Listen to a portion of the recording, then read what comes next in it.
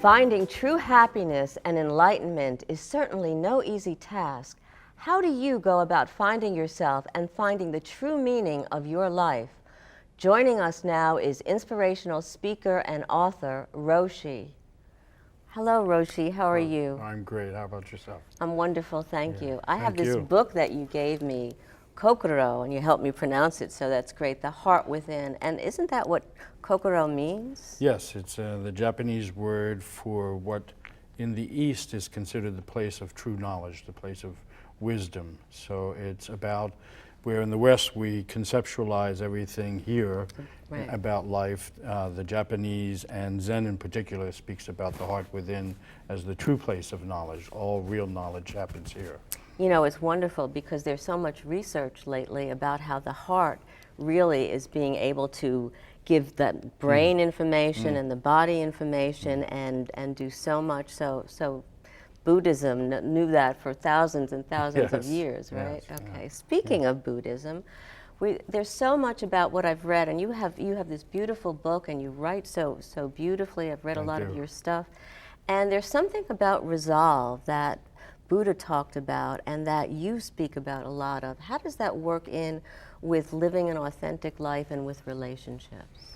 Well, resolve comes out of a place of understanding, first of all, that as the Buddha taught and all of the enlightened masters speak about, the fact that we are here to be who we truly are. So Buddhism talks a great deal about discovering one's original self, one's true nature, that nature prior to where culture and society has reshaped it and contrived this new person. So it comes out of the resolve as a function of recognizing that my singular purpose in life is to live my life as truly and as authentically as who I am, and to express that in the world.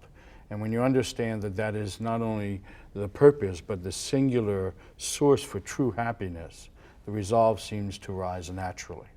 You know, I love that. And also within Buddhist teachings is a lot about giving and being part of the community and relationships. So that's also coming from the heart. Isn't that true? Yes, we are hardwired for love, as I mentioned. I love that. Yes, we are Hardwired for love, We yes. come into the world as loving beings, and it is our nature to want to give. It's our nature to want to be part of a community of other and so forth.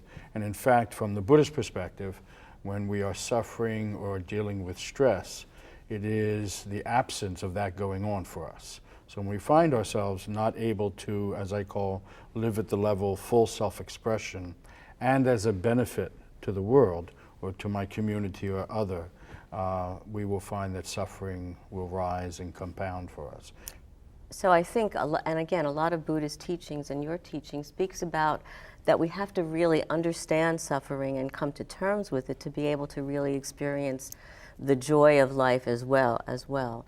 Now, how do we find the spiritual in everyday life, in the so-called mundane, if you will? Well, I think Chardin gives the best hint in that when he says, we are not human beings having a spiritual experience. We are spiritual beings having a human experience. And I often tell people, you are Buddha, act accordingly, you'll see. And so we need a real shift or a new paradigm for living life, particularly in today's culture, which is all about more, better, and different. Finding things outside yourself that will make you better, make you have more, be different, and so forth. And rather than going within and seeking that, right? And realizing that you already have all of that. We are born, if you notice on the book, I'm holding an acorn, and I usually bring that to my talks in high schools and colleges. Oh, that's great. And I ask people, what is this? And obvious answer is it's an acorn. I will tell them they're wrong, look again. And eventually we get to the truth, and the truth is it's an oak tree. And I explained to him that just like the acorn, everything you need to be who you truly are, which is the source of your rare happiness, already exists within you. You came fully packaged for what was necessary for Joanne to be Joanne in a way as a force of nature rather than some contrived ideal of someone else's life.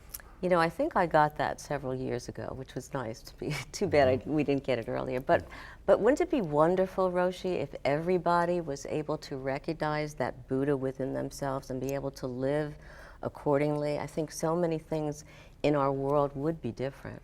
Absolutely, because there's a Zen saying that the world is upside down.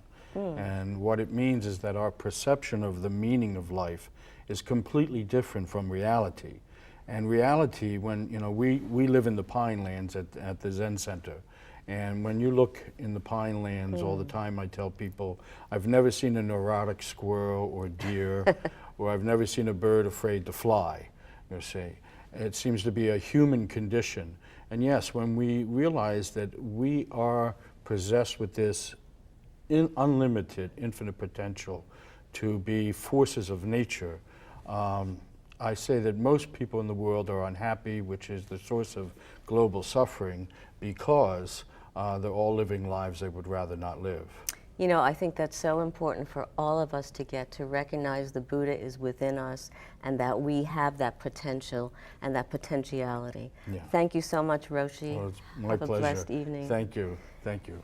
Ahead, the ever-changing television industry. What's good, what's bad, and what's ugly? Coming up next, entertainment reporter Neil Zorin tackles the issue.